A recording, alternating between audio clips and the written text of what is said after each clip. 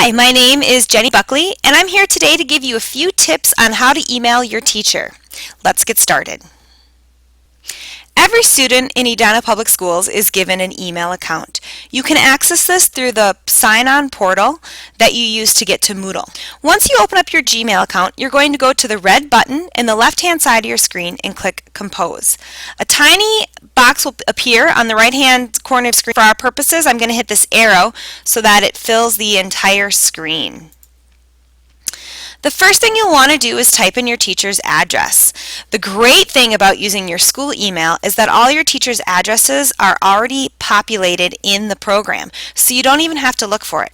So let's say, for instance, I was checking SchoolView and noticed that I have a missing assignment for Miss Jasper, and yet I remember turning that assignment in. I want to send him an email to find out what's going on. I'm going to start by typing his name, Casper. And there it is. It pops up first things first, James Casper. I will click on his address, and for the subject, I want to give him an idea of why I am writing so he's not confused when he opens up my email.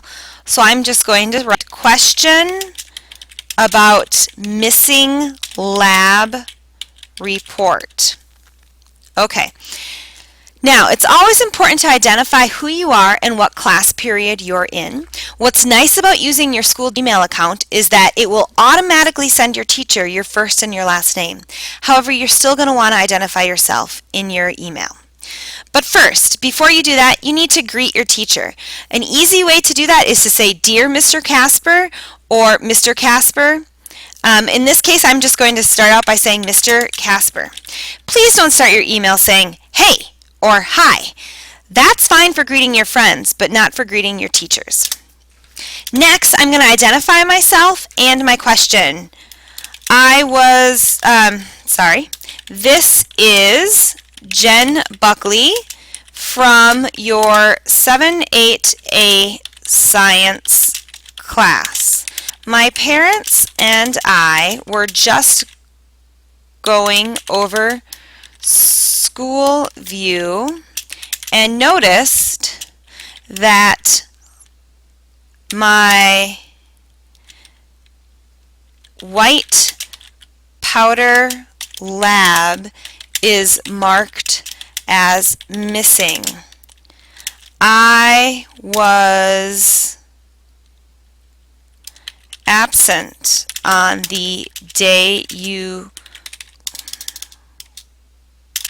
collected this, but am fairly certain I turned it into the late and missing work basket. Could you please confirm that you have my lab? Notice that I'm being very polite. I'm using proper grammar, periods. One thing I did not do is I did not write in all capital letters. When you write in all capital letters, it makes your teacher feel like you're yelling at them, and it's really kind of frustrating.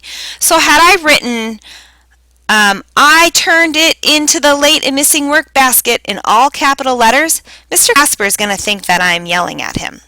Instead, I've been very polite. I've asked him to go back and please check that he has it to let me know. Now, I don't want to just send the email. I also want to sign off. You can do this by saying sincerely, or thanks for your time, or I look forward to hearing from you.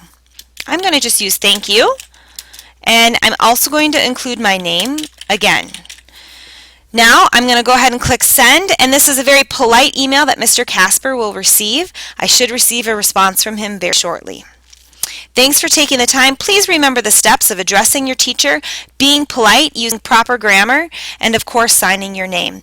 Oh, and don't forget to identify your class period and the class that you're taking. This helps teachers tremendously as they have a lot of students. Thanks.